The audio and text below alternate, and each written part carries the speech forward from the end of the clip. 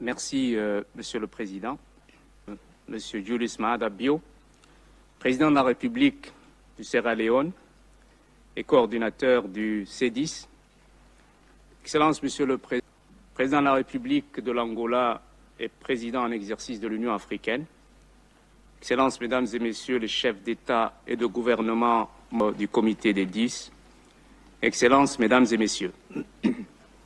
D'emblée, j'aimerais saluer les efforts de model by member states in terms of security.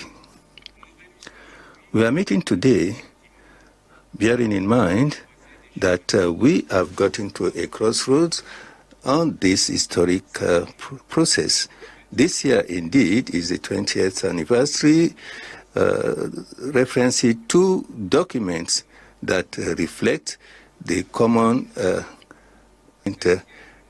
with the enlarged Security Council and 5 non-permanent nations must reflect today's realities, not 1945 realities. Since the establishment of the United Nations, Africa has transformed from a collection of more than a quarter of the General Assembly's membership. Africa hosts the highest number of UN-mandated missions, contributes to the largest contingents to UN peace operations, and bears the social and economic cost of conflict more than any other region. By 2050, Africa's young people will represent a third of the global workforce. Yet Africa remains the only region without a single permanent seat on the Security Council. This imbalance is no longer acceptable.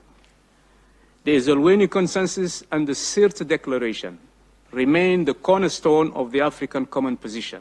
Quadro propício para reforçar a unidade e a solidariedade continental, apoiando-nos em posições comuns, como as que celebramos hoje, mas também para defender princípios essenciais como a soberania dos Estados, a não ingerência e o direito ao desenvolvimento, que nos são caros e que garantem a inclusão equilibrada de África na governação global. Assim, 10 chefes de Estado.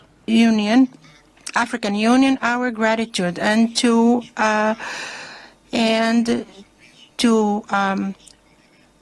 express our gratitude to us as African leaders will continue to support wholly the C10 positions, reinforce their political goals, and most of all to be united towards the initiatives, putting aside the divisions so that we can walk together the whole time and achieve results that will satisfy the collective interests of our continent. Excellencies, we are here today. Not almost all civilizations of the world were born.